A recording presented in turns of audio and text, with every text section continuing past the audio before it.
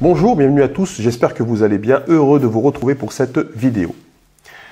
Eh bien aujourd'hui nous allons voir un épisode extraordinaire que j'ai vécu il n'y a pas très longtemps. Alors j'étais confortablement assis chez le coiffeur, attendant mon tour sagement, en lisant un livre bien entendu comme souvent, quand j'ai entendu un jeune en train de s'exprimer et de raconter son épisode de son passage dans une prison en fait. Et il commençait à décrire ce qu'il vivait. On va dire, il décrivait plutôt même des actes que lui considérait, son entourage considérait comme extraordinaires. Et moi, ça m'a fait péter un plomb.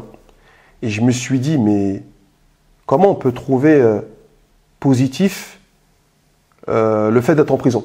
Après, il y a deux choses à voir, bien entendu. Le fait d'y être à l'instant T, c'est différent de ce qui a conduit la personne en prison. Et moi, ce qui m'a dérangé, c'est le fait d'être, comment dirais-je, fier d'avoir été en prison. Il était fier d'y avoir été. Alors, je veux bien de ne pas regretter son passé. Je veux bien que toutes les expériences servent à quelque chose dans la vie. Mais au bout d'un moment, si on n'a pas le recul de se dire « j'ai fait quelque chose de négatif, de mauvais, de pas bon, de pas bien, qui m'a conduit en prison », c'est qu'on n'a rien compris. Et apparemment, dans le discours de ce jeune homme, ben, j'ai pas senti qu'il avait compris. Et ça m'a tellement révolté que je me suis levé, que je suis parti parce que j'ai pas supporté. Je me suis dit, je peux pas, c'est insoutenable.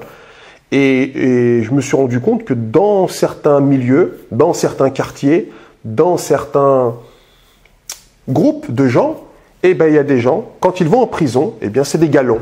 C'est des galons, c'est une fierté, c'est un diplôme, comme des gens qui ont le bac, qui ont un doctorat, qui ont un master. Eh bien, il y a des gens qui ont 1 an, 2 ans, 5 ans, 10 ans de prison.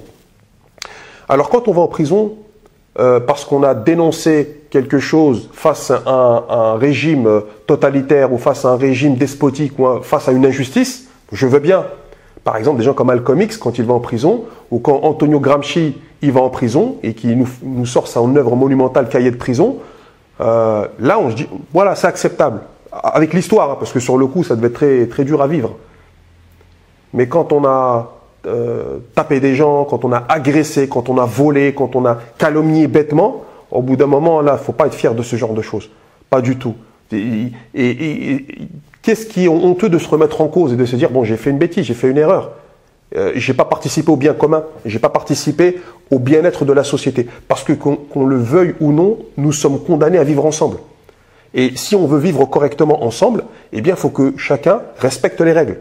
Et le top, ça serait qu'on ferme les prisons, parce qu'on ne devrait plus en avoir besoin, et que les bibliothèques, en fait, soient submergées, surchargées, telles que sont les prisons aujourd'hui. Là, on parle de construire de nouvelles prisons pour accueillir les gens, parce qu'il y a de plus en plus de délits.